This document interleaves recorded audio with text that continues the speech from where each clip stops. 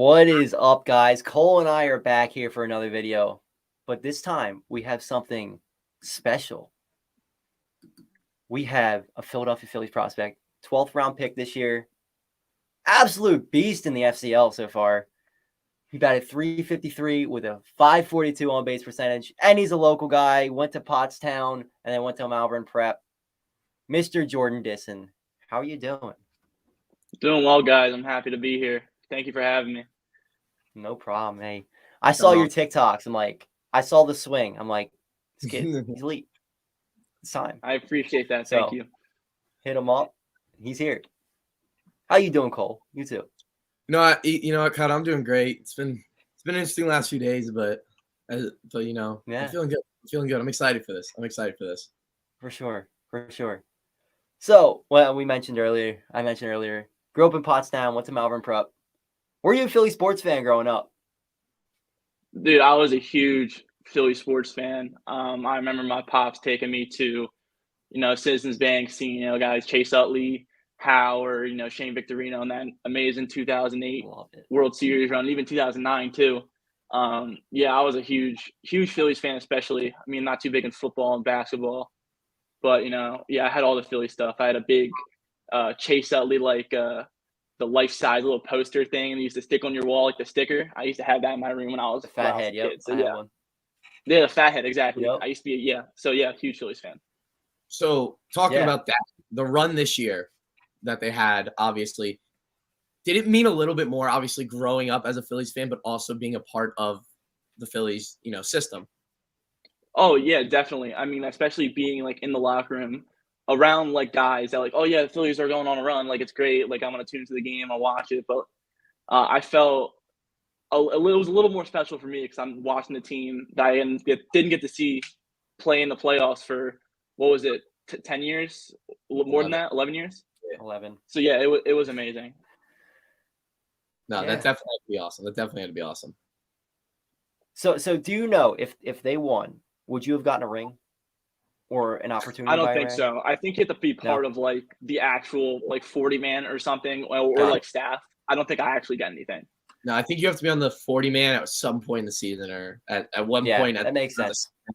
Yeah, it's similar to how the NBA and the NHL work. If you have to be on the roster for at least at some point to be able to get a ring, but still, it definitely had to be cool. I mean, you still are a Philly. You're a Philly. You're on the Philly system. You're looked at as a Philly. Oh yeah, you're still always be a Philly. Definitely had to mean something, especially growing up a Phillies fan, and then talking about you're a part of the organization, and for them to go on that run. Yeah, I definitely would have bragged a little bit to my buddies back here in California and to some of my buddies that are still up in Pennsylvania. I definitely would have rubbed it in a little bit. Absolutely. Especially to the Padres fans down here too. I would have let them have it. Oh, that had to feel good. Yeah, all my buddies out here are big Padres fans or Dodgers fans, dude. I was texting them every day. No, I know what you mean. I have a couple of friends that are Mets fans, and they talked all year, 101 wins. And then to see them lose to the Padres, and then 2 rounds later, see the Phillies beat the Padres, definitely that made it even better. Exactly. It felt good. For sure. So did you attend any Reading Phillies games growing up? Everybody knows I used to work for the Fightins. Love the Fightins so much. Love going to the stadium there. I know we talked a little bit before, but you could tell the viewers a little bit about your time going to the Reading Phillies as well. Yeah, I mean, I think for my 6th or my 7th birthday, there's a picture of me somewhere throwing out the first pitch on the Reading Phillies field. And I know I assisted of going from the mound, even though they have you move up a little bit. But I know I always had a good arm back then, even. I think I took a couple of my dates up to the Reading Phillies game. Cheap tickets, and I like baseball, so it was a win-win. Hey, that's smart, dude. That's the smartest way to go about it. You gotta save some money. I think my girlfriend might kill me for saying this on here, but I hope she understands. It's in the past, Well, it was cheaper than a movie ticket. Ready Phillies games because she's different. That's all you gotta say. There you go. You just need to take her there when you're playing there now. Exactly. Yeah. See. Yeah, she'll get the family seating. Exactly. She'll get the family seating. Exactly. I took them on cheap dates. You get to be in the family section. That has to be awesome. It's different. Yeah. She deserves it. She's a good one. That's good to hear. So you mentioned a few players that you were watching when you were growing up, who was one player that was your favorite player, and then maybe one that you also model your game after a little bit? So I mean, from the Phillies, it was definitely Chase Utley was my favorite growing up. But as I kind of matured to a higher baseball standard, like trying to get drafted, trying to go to college, I definitely kind of looked at guys like Joe Mauer was kind of the guy I kind of modeled myself after, because he hit 150 something home runs in his entire career, and I'm not saying that I don't have the power to hit a lot of home runs, but you can't steal first base. I'll say that. Yeah, that's for sure. And that's something that we've seen a lot over baseball in the last few years is there's a lot of players just trying to hit home runs. And you see their averages dipping big time. Not that average is the end all be all, but they're too busy trying to hit home runs. Yet if you put the ball in play, good things can happen. So that's a good thing to see, that there's people in the Philly system that aren't just trying to hit home runs. I'd love to see that. Thank you. Yeah. So, or do you get excited over free agency or trades? Is that something you follow at all? I mean, I've always followed it just because I'm a fan, but is that something that you worry about at all or look into? I wouldn't say I'm worried about it, just because it has little to no effect on me right now. I'm in rookie ball. I have a couple of years to kind of blossom and grow and mature, especially as a professional athlete. And I'll always bet on myself. So I think, as long as I work hard, I don't even care if it's with the Phillies. As long as I work hard, I just want to achieve, that dream of playing in the big leagues. But speaking from free agency, I mean, I like to get to meet new guys. So we'll have new guys at spring training. I hope we get to be buddies with Trey Turner. Cross my fingers, Hey, I'm with him. He's a Correa guy over here, but I'm all in on Turner. It's a little bit of a better fit, but like I said, I'm gonna be up over the moon if we end up with Trey Turner. Don't get me wrong. I just think Correa is a slightly better fit. I guess we'll see. Yeah, we'll see. Listen, if we get either, we'll see. I'm not gonna go if we get either of them. I'm gonna be up over the moon happy. There's no complaints on me. You can't go wrong. You can't go wrong with either of them. They're both great players. Absolutely. So speaking about current players a lot, is there anybody in the league or in the system at all that's kind of that you've had a close relationship with, close bond with, that you think is definitely helped you as a player since you've gotten into the Philly system? I mean, from the player perspective, I wouldn't say I'm antisocial, but I definitely kind of keep to myself. And there's been a couple guys that have kind of helped me, I've been friendlier to me and kind of allow me to be myself. I'll shout out one of those guys, Gustavo Sosa, that kid. He's my best friend. He's awesome, and other guys, Justin Crawford's a great kid too. And Amari Boyd is another great guy that I kind of like to hang around. They're all hard workers, and I kind of like to surround myself with hard workers. Not saying anyone else isn't a hard worker, but those guys are great, and I definitely like spending the time with them.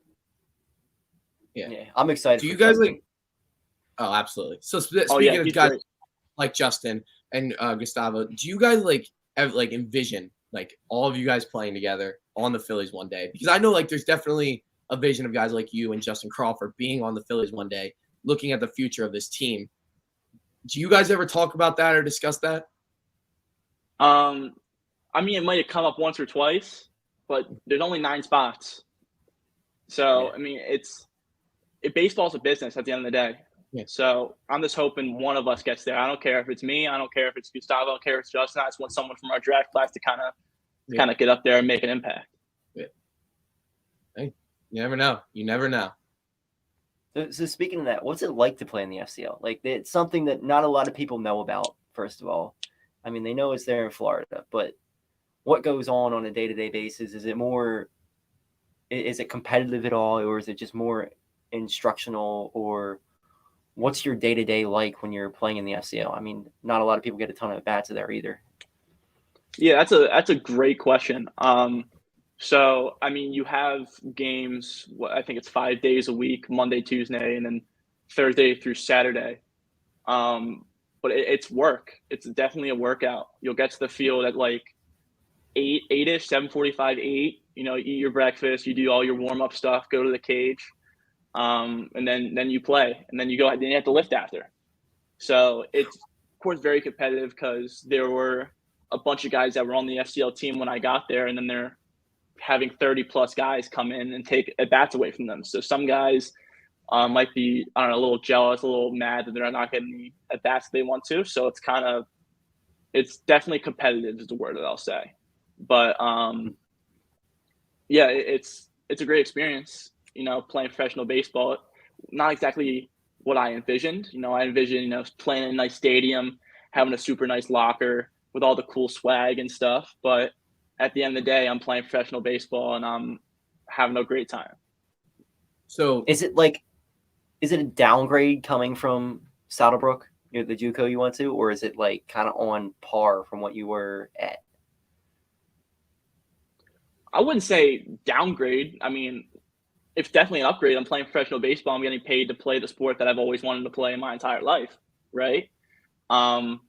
It's just different. The level of baseball is so much higher. I will say the fields are maybe on par. Some of the fields aren't 100% the best, but it's professional baseball. Pitchers throw really hard. Hitters can hit it off speed pitch. It's a little different than junior college. Yeah. So speaking of JUCO, you were at Richmond, ended up going to Saddlebrook. What was your experience? Saddleback. I'm sorry. Saddleback. Oh, Sorry, my bad. Sorry. Yeah, No problem. So he said Saddlebrook, so I thought I was thinking wrong. But so you go there. What was the experience like at JUCO? Because I know JUCO can get a bad rap sometime, and I work closely with JUCO. I'm a big advocate for JUCO sports. I love JUCO, especially for baseball. What was the experience like for you at JUCO? I absolutely loved JUCO. That's what I like to hear. Because there were a lot of things that I needed to improve, not 100% from the baseball standpoint, but from kind of the maturity side, kind of learning that I had to catch probably every single game in a given week. Like, I got there, I was the guy. I was going to be the starting catcher on opening day. And it was kind of battling, especially the California heat every single day throughout practice, and then having to go catch 9 innings and run my pitching staff. And on top of that, I had to go and probably get 2-3 hits that day. No, it's just a grind. I kind of embraced that grind and surrounded myself with some really special, some special teammates that I had that really helped me, kind of supported me, especially coming up to the draft. It was just kind of a dream come true. Saddleback gave me everything that I could have ever wanted.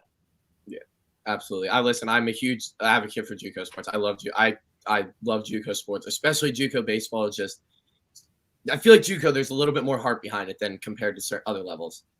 But, yeah, especially with the coaches. I'll say this. The coaches definitely want each player to succeed. Yeah. Maybe at like a D1, at least I've heard some kind of horror stories from teammates growing up that, D1 baseball, they want to win. They want to go and win their tournament, go to the College Baseball World Series. At JUCO, I kind of felt that no matter if you're the last player that's going to go into a game or you're the starting pitcher on a Friday, like they care about each player individually. Mm-hmm. So yeah, that's something that I've just, from an outside perspective, seeing it, going JUCO isn't as glamorous as going to, Vanderbilt or Tennessee or a big D1 school, even a big D2 or D3 school. It's not the most fun time in the world outside of the sport. You don't have those big parties, but I feel like the bond you create, the connections you make, the relationships are much stronger and much better than they would be at the Division 1 or Division 2 level. I agree. I 100% agree. It's good to hear. How much of a shock is it to come from a place like Saddleback, where you are the guy, probably the star player on the team, to going to the Florida Coast League, where you were just one of 30 players, and there's guys who are much higher prospects than you are, or more, or older than you, more advanced than you? Is that like a big shock to your system, or is it just roll with it? I wouldn't say like it's a shock, of course. I kind of went in knowing that all of these guys I'm going to be playing against them with were also the star players at their given program. It was just something about kind of learning from each of these guys, even though some of them might be older, some of them might be younger. I can learn something different from all these other guys. So I was kind of taking the opportunity talk to everyone, hit with someone different in the cage every day, just kind of pick up new things and make friends and hopefully get myself better as well. So obviously, I'm assuming that going obviously from JUCO to the professional level was the hardest transition. But speaking outside of that, obviously, from high school to Richmond to JUCO, what was the toughest transition outside of that? That's a good question. I would probably say moving across the country from Richmond to California going to JUCO, because at the time, me and my family moved from Pennsylvania to Virginia so they could be closer to watch the Richmond games. Mm-hmm. And then, after Richmond, wasn't what I expected to be, we transitioned, and me and my family packed up. We had an RV at the time. We packed up the RV. We drove for 5 days straight from Virginia to California, moved into our apartment, and then I had to, meet an entire group of guys and earn my spot. So that was a little tough. But after I kind of got my feet under me and got used to everything and how we did things out here, it was great. Yeah. So it seems like from just what you said that you have a very supportive family. How much do you think that affect your journey, especially moving from Pennsylvania to Virginia, from Virginia to California? I think it was a lot easier going from Virginia to California because I was living with my parents while attending Saddleback. While at Richmond, I was living by myself with my roommate. Mm-hmm. I had to go get food every day, do my laundry, make my bed. Mom's great at doing all those things, so it definitely kind of took the pressure off of taking care of my living space while also going to class, maintaining a high GPA, and performing on the baseball field. And I don't think when I went to Richmond, I was ready for that at that time. And I think I kind of matured, especially throughout this last year at Saddleback going into professional baseball. I'm definitely much more prepared for that aspect. And, it's kind of great not having to do schoolwork either. Yeah. Okay. Yeah, but we all know that. Yeah. Yeah, my family definitely made it a whole lot easier on me. That's definitely that. I can only imagine how much easier that would make it. So when you got drafted, you obviously went to the dream team you could possibly go to. Do you have any influence in that at all, or was it just fate? It was definitely fate. I'll say there were, of course, other teams that would come and watch me during the JUCO season, and I knew that certain teams were higher on me than others. I knew it was like the Phillies, I think the Mets, the Rangers, and the Yankees, and maybe a couple other teams that were super hot on me. And I was just hoping. I didn't really care where I got picked. If I got I knew I wanted to get picked. The question was, I hope I go in this round for this amount of money. I just wanted the opportunity. So talking about the pick, I want to hear the experience. So, you're the day you're getting drafted. I believe that was what, day 3 or 4 of the draft? Day 3. Day 3. So heading in, did you wake up that morning, know it was going to happen? Did you know days leading up to it? The phone call, bring us through the experience. So, of course, leading up to the draft, everyone was telling me, you're probably going to be a day 2 guy, maybe 3 through 6. I'm like, oh my God, this is great. I'm going to be making a bunch of money, but that's not what I cared about, right? Yeah. And sometimes the draft goes sideways, and you got to kind of keep your emotions in check and, not get mad or upset, and just kind of take a step back and take your mind away from the money, and more focus on the opportunity. That's kind of what I did. I knew going into day 3 that I was probably going to be picked in the 11th or the 12th round. And I'm sitting next to my laptop because they didn't have it on TV. Sitting next to my laptop, and my agent gets a text on the phone, and he goes, "Here we go," from the Philly scout that was scouting me. And the Phillies are 5 spots away. I'm looking at each team tick down, and then my name pops up, and that was kind of the end of the story. That's amazing. You hear the stories. You hear the stories all the time from the big time NFL players, the big time NBA players, their experience. But getting drafted in the 1st or 2nd round, or drafted in the NFL at all, is got to be completely different than getting drafted in the 12th round of the MLB draft. There has to be a different level of anxiety going into day 3 of the MLB draft. It doesn't get the same looks that the NFL and the NBA draft does, unfortunately. But I mean, it had your entire dream just came true right there. 100%. I'm so lucky that it was the team that I've been rooting for my entire life too. It's destiny. It was destiny. Yeah, now you don't have to get rid of Definitely. any of the Philly stuff you grew up with. You can keep Yeah. all of that. That Chase Utley fathead, it can stay up. Like, imagine if you got to feel like the Braves, you'd be like, I mean, obviously you'd be happy, but you're sitting there and, it's like, oh, got to get rid of all this Philly stuff that I've had for the last 20 years of my life. Oh man, I can't imagine if it was the Mets that drafted him. Oh. Was that like going through your mind at all, or were you just like, I just want to play? I just wanted to play professional baseball, brother. That's all I wanted. That's all I wanted to do. Yeah. Oh, I'm sure. That's amazing. I'm sure you weren't. Yeah, I can only imagine. Like, if the Mets draft you, I'm sure you would have been just as happy. I would have been a Met for life. Yep. I would have loved the Mets. Thank God they didn't draft you. So it's still There's still a chance though. He can't burn any bridges. Yeah. Fair. Oh, of course not. I'm really close to the Mets scout anyway. He's a great guy. That's good to hear.